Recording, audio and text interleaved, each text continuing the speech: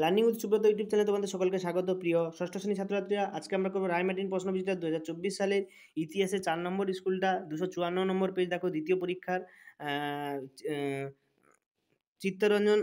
Chittaranjan high school, Purulia, তাই না? তো প্রথম একের দাগে প্রশ্ন কি বলছে, প্রাচীনতম বেদ কোনটি? না ঋগ্বেদ হচ্ছে সবচেয়ে প্রাচীনতম বেদ। 10 রাজা যুদ্ধে জয়ী হন কে? না রাজা সুদাস। দক্ষিণ ভারতে একমাত্র জনপদ কে ছিল? অসমক। অসমক হচ্ছে দক্ষিণ ভারতের জনপদ। তৃতীয় বৌদ্ধ সঙ্গীত অনুষ্ঠিত হয়েছিল কোথায়? না পাটলিপুত্রে। আলেকজান্ডার মৃত্যু হয়েছিল কোথায়? না ব্যাবিলনে। শকাব্দ গণনা শুরু হয় 78 খ্রিস্টাব্দ থেকে শকাব্দ গণনা শুরু হয়। তারপর দেখো, দুয়ের দাগের গুলো বলছে, প্রাচীন ভারতীয় উপমহাদেশের সবচেয়ে জনপ্রিয় মহাকাব্য কোনটি? রামায়ণ ও মহাভারত। বজ্জীদের রাজধানী কি ছিল? বজ্জীদের রাজধানী ছিল কি? না বৈশালী। জৈন ধর্মের তীর্থঙ্করের সংখ্যা কত? 24। ইন্ডিকা গ্রন্থের লেখক কে? না মেগাস্থিনিস। কনিষ্কের রাজধানী কি ছিল? কনিষ্কের রাজধানী কি ছিল? পুরুষপুর। তো একের দাগ ও দুয়ের দাগ আমরা কমপ্লিট করলাম। এরপর দেখো তিনের দাগের একেরটা কি বলেছে। দেখো এখানে তিনের দাগের একের প্রশ্নটা কি বলেছে, বৌদ্ধ ধর্মের ত্রিরত্ন কি কি? বৌদ্ধ ধর্মের ত্রিরত্ন কি কি? না বুদ্ধ, ধর্ম ও সংঘ। কুষাণ কারা? তাদের সেরা রাজাকে।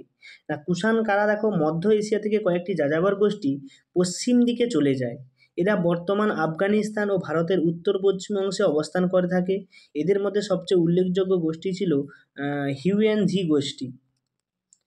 এই হিউয়েনঝি গোষ্ঠী, এই গোষ্ঠীর একটি শাখা ছিল লু কু এই সুয়াং, যারা ব্যাকট্রিয়ার উপর আধিপত্য স্থাপন করে ভারতের ইতিহাসে এদের কুষাণ নামে অভিহিত করা হয়। তাদের সেরা রাজা ছিলেন ভীমের ছেলে প্রথম কনিষ্ক। পরের প্রশ্ন কি বলেছে দেখো, অষ্টাঙ্গী মার্গ কি?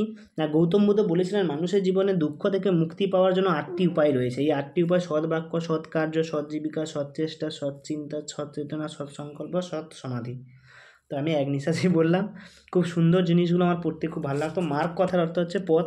তো জীবনে যদি এই 8টি পদ অনুসরণ করো তাহলে জীবনের মুক্তি পাওয়ার উপায় পাওয়া যায়, এটাকে অষ্টাঙ্গী মার্গ বলে। তারপরে দেখো চারের দাগের একের প্রশ্ন কি, চতুরাশ্রম কি? চতুরাশ্রম কি? না বৈদিক যুগে 4টি প্রথা ছিল, ব্রহ্মচর্য, গার্হস্থ্য, বানপ্রস্থ, সন্ন্যাস, থেকে চতুরাশ্রম বলা হয়। জীবনযাপনে 4টি ভাগ ছিল। ব্রহ্মচর্য কি? না গুরুর গৃহে গিয়ে শিক্ষা লাভ করা, সেটাকে হচ্ছে ব্রহ্মচর্য। গার্হস্থ্য কি? না শিক্ষা লাভের পর বিয়ে করে সংসার করা। বানপ্রস্থ সংসারের দায়িত্ব থেকে মুক্তি এবং শেষ জীবনে ঈশ্বর চিন্তা মত্ত হকে সন্ন্যাস বলা হয়। বলছে ভিনিষ্ক্রমণ বলতে কী বোঝো?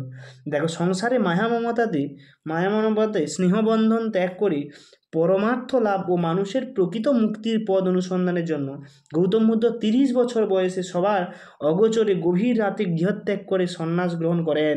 বৌদ্ধ শাস্ত্রে এই সন্ন্যাসব্রত গ্রহণই মহাভিনিষ্ক্রম নামে পরিচিত ছিল। অর্থশাস্ত্র গ্রন্থটির লেখককে, এই গ্রন্থ থেকে কী জানা যায়? অর্থশাস্ত্র গ্রন্থ থেকে চাণক্য বা বিষ্ণুগুপ্তের লেখা। দেখো এই গ্রন্থ থেকে রাজা দেশ শাসনের কাজে নিযুক্ত প্রধান ব্যক্তি, দেশের মধ্যে রাজার কথাই শেষ কথা, রাজা প্রয়োজনে ছলচাতুরিও করতে পারেন, ঠিক আছে? এরপর দেখো অস্ত্র সম্বন্ধে লেখা, তার সম্বন্ধে বলা, ঠিক আছে? এবং তারপরে প্রশ্ন গঙ্গা হৃদয় এর সম্বন্ধে করো। দেখো এখানে গঙ্গা হৃদয়ের সম্বন্ধে দেওয়া আছে, তোমরা এখান থেকে দেখে দেবে।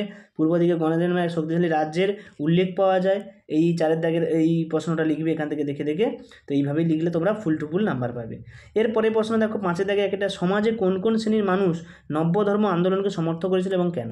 দেখো সমাজে ব্রাহ্মণ ধর্ম বেদের বিরোধিতা করেন, যে নতুন ধর্ম উদ্ভব হয়েছিল তাকে নব্য ধর্ম বলা হয়। এই নবধর্মের সমর্থক ক্ষত্রিয় সমর্থন, বৈশ্যদের সমর্থন, ঠিক আছে? এছাড়াও আছে শূদ্রদের সমর্থন প্রভৃতি। তো এইভাবেই লিখবে তোমরা, যে এই সমাজে কোন কোন শ্রেণী নবধর্মকে সমর্থন করেছিল। তো ক্ষত্রিয়দের, বৈশ্যদের এবং শূদ্রদের সমর্থনটা তোমরা সুন্দর করে এভাবে লিখবে, তাহলে একদম ফুল টু ফুল নাম্বার পাওয়া যাবে। পরের প্রশ্ন দেখো, কুষাণ সম্রাট কনিষ্কের কৃতিত্ব নিরূপণ করো। কনিষ্কের কৃতিত্ব, এটা পরীক্ষায় বেশি দেয়, পরীক্ষায় বারবার আসে এই প্রশ্নটা। তো প্রথমে কনিষ্ক সম্বন্ধে বলবে এবং তিনি কোন কোন জায়গা, দক্ষিণে বিন্ধ্য পর্বত থেকে পূর্ব বিহার পর্যন্ত এবং পশ্চিমে সিন্ধু পর্যন্ত তিনি রাজ্য জয় করেন, এবং বৌদ্ধ ধর্মের পৃষ্ঠপোষকতা, শিল্পের বিভিন্ন রকম বিকাশ সাধন করেন তিনি, এবং সাহিত্য সংস্কৃতির পৃষ্ঠপোষকও ছিলেন। বুদ্ধচরিত রচনা তার সময় হয়েছিল, ঠিক আছে? প্রজ্ঞা পারমিতা সূত্র রচনা প্রভৃতি তার সময় হয়েছিল এইগুলো। এবং পরের প্রশ্ন বলেছে, বৈদিক যুগে নারীদের অবস্থা বর্ণনা করো। তো এটা আগেও আমি বলেছি, প্রথমে দিয়েছিল 2 নম্বর 3 নম্বর স্কুলে। তো বৈদিক নারী অবস্থা দেখো, ঋগ্বেদিক সমাজে নারীদের অবস্থান, এবং তাছাড়া পরবর্তী বৈদিক যুগে নারীদের অবস্থান ছিল, তখন মেয়েরা পড়াশোনা করতে পারতো না। সেই সময় বাল্যবিবাহ, বহুবিবাহ, পণপ্রথা প্রভৃতির বেশ ছড়িয়ে পড়েছিল চারিদিকে। তো সেই সময় এইসব কথাই বলা হয়েছে। তো দেখো আমরা ইতিমধ্যে কমপ্লিট করে ফেললাম 4 নম্বর স্কুলটা, পরের ক্লাসে আমরা 5 নম্বর স্কুলটা কমপ্লিট করব। তো তোমরা যারা চ্যানেলে নতুন তোমরা অবশ্যই সাবস্ক্রাইব করো, লাইক করো এবং শেয়ার করো, যাতে বন্ধুরাও তোমাদের এইটার থেকে উপকৃত হতে পারে। এবং বারবার একটা কথা, ক্লাস 6, 5 থেকে 10 পর্যন্ত সমস্ত সাবজেক্টেরই এখানে সলিউশন করে দেওয়া হয়। তো দেখা হচ্ছে পরের ভিডিওতে 5 নম্বর স্কুলে। সকলকে ধন্যবাদ, সবাই ভালো থাকবে।